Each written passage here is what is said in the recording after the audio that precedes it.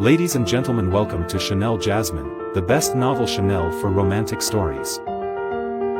Hai guys, selamat datang di channel Jasmine, channel terbaik untuk menyimak novel-novel romantis. Mohon dukung channel ini dengan subscribe, like dan share video-video yang ada di channel ini. Terima kasih.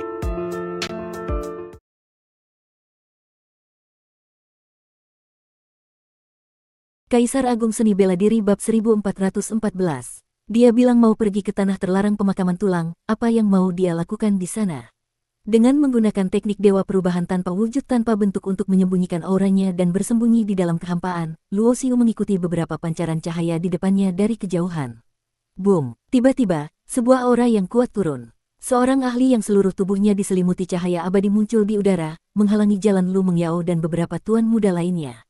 Siapa kau? Seorang tuan muda maju untuk bertanya. Meskipun lawannya adalah seorang dewa abadi yang kuat, tidak ada sedikit pun rasa takut dalam ekspresinya. Kau dewa abadi dari kekuatan mana? Mengapa kau menghalangi jalan kami? Tuan muda lainnya ikut maju, ekspresinya angkuh. Ia mengeluarkan sebuah lencana yang di atasnya terukir dua kata, Sang Xuan.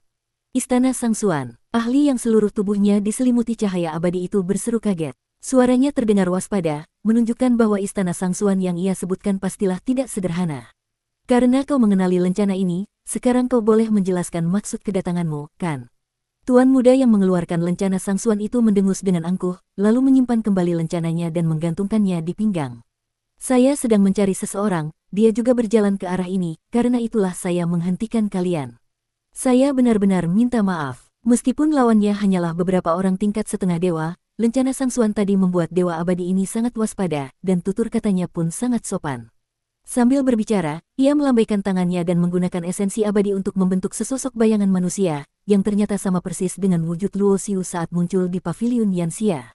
Orang ini bernama Tai Sang King, apakah para tuan muda pernah melihatnya? Tubuh dewa abadi ini masih diselimuti cahaya abadi, tidak menunjukkan wujud aslinya. Nama yang sangat arogan, siapa yang berani menggunakan Tai Sang sebagai nama? Aku pernah dengar sebelum era purba atas dulu memang ada klan Tai Sang, tapi sudah lama mengalami kemunduran. Orang yang kau sebutkan ini belum pernah kami lihat. Kami masih harus melanjutkan perjalanan, menyingkirlah. Beberapa tuan muda itu angkat bicara. Meskipun mereka semua berasal dari kekuatan besar, mereka tidak berani terlalu sombong dan angkuh di hadapan seorang dewa abadi. Seandainya mereka membuat seorang dewa abadi marah hingga nekat membunuh mereka, maka kerugiannya tidak akan sebanding dengan keuntungannya. Kalau begitu, silakan para tuan muda melanjutkan perjalanan. Dewa abadi itu tidak bertanya lebih lanjut, tubuhnya bergerak dan hendak pergi. Tetapi tepat pada saat itu, Lu Mengyao tiba-tiba angkat bicara, di mana orang yang kau sebutkan itu sekarang? Dewi mengenali orang ini. Dewa abadi yang baru saja hendak pergi itu tiba-tiba tertegun. Sepasang matanya seolah menatap tajam ke arah Lu Mengyao. Jaga sikapmu, Dewi Mengyao berasal dari Gunung Roh Kudus, kata tuan muda yang tadi mengeluarkan lencana Sang Xuan.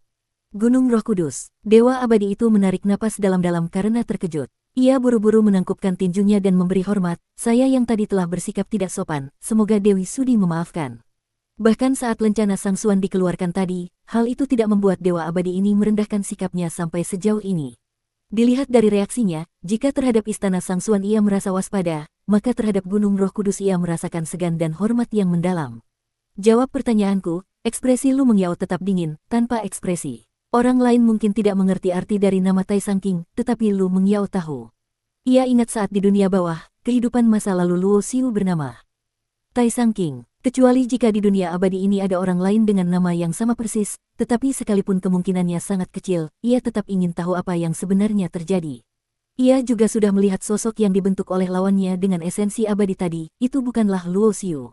Saya juga tidak tahu keberadaan orang ini, karena itulah saya datang untuk mencarinya, jawab dewa abadi di seberangnya. Lalu mengapa kau mencarinya? Tanya Lu Mengyao lagi. Pertanyaan ini, mohon maaf saya tidak bisa menjawabnya, Dewi. Dewa abadi itu berkata dengan nada menyesal, lalu tubuhnya melesat, berubah menjadi seberkas pancaran cahaya yang melesat ke langit dan menghilang tanpa jejak. Dari awal hingga akhir, Luo Xiu terus bersembunyi di dekatnya. Seiring dengan semakin dalamnya tingkat kultivasinya, bahkan ahli tingkat dewa manusia pun tidak akan bisa menemukan tempat persembunyiannya. Teknik dewa perubahan tanpa wujud tanpa bentuk, seiring dengan semakin tingginya tingkat kultivasinya, juga menjadi semakin kuat. Ia bahkan hampir tidak perlu berpikir untuk tahu bahwa dewa manusia tadi pastilah berasal dari paviliun Yanxia. Ia juga pernah memimpin sebuah tanah suci, dan di kehidupan sebagai Taisang King, ia bahkan pernah memimpin pasukan besar dewa dan iblis untuk berperang di 8 penjuru alam tertinggi. Bagaimana mungkin ia tidak mengerti seni intrik dan siasat? Jelas sekali bahwa perbuatannya di Paviliun Yanxia telah membuat beberapa ahli di kota Yunman merasa terganggu. Dengan syarat tidak memengaruhi reputasi dan nama baik Paviliun Yanxia, ada seseorang yang ingin membunuhnya atau menangkapnya. Melihat Dewa Abadi itu pergi, Luo Xiu baru saja hendak muncul untuk menemui Lu Mengyao, tetapi tiba-tiba terjadi sebuah adegan yang tidak terduga olehnya. Terang, seberkas cahaya pedang yang terang dan cemerlang menyapu. Tak satu pun dari tuan-tuan muda itu yang menyangka Lu Mengyao akan menyerang. Karena tidak siap, 3 orang seketika terpotong menjadi 2 di bagian pinggang. Energi pedang yang mengerikan merajalela. 3 orang yang tubuhnya terpotong itu bahkan belum sempat berteriak, tubuh mereka sudah disayat-sayat oleh energi pedang yang tak terhitung jumlahnya, berubah menjadi daging cincang di tanah, kematian yang sangat mengenaskan. Dewi, kau, hanya tuan muda yang menggantungkan lencana sangsuan di pinggangnya yang berhasil selamat.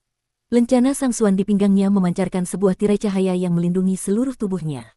Kalian semua harus mati. Ekspresi Lu Mengyao sangat dingin. Dasar jalang, hatimu sungguh kejam. Kami mengagumimu dan mengikutimu sepanjang jalan, kau malah menyerang dan membunuh kami secara diam-diam. Kalian seharusnya tidak ikut denganku. Kalian telah mengetahui hal yang seharusnya tidak kalian ketahui, jadi kalian semua harus mati. Wajah Lu Mengyao tanpa ekspresi. Ia membalikkan tangannya dan mengeluarkan sebutir bola kecil, lalu menjentikannya. Boom! Setelah bola kecil itu melesat, ia meledak menjadi hamparan cahaya petir yang mengerikan. Ternyata itu adalah semacam harta rahasia kuat sekali pakai. Meskipun perisai tirai cahaya pada murid istana sangsuan itu sangat kuat, di tengah cahaya petir yang mengerikan, pertahanannya seketika terkoyak. Lencana sangsuan yang tergantung di pinggangnya juga hancur berkeping-keping dan jatuh ke tanah. Krat, pada saat yang sama, seberkas cahaya pedang yang sangat terang melesat. Sesosok mayat yang memancurkan darah segar jatuh ke tanah. Dalam sekejap mata, keempat orang itu tewas. Hanya tersisa Lu Mengyao seorang diri, berdiri dengan dingin dan angkur laksana peri istana bulan.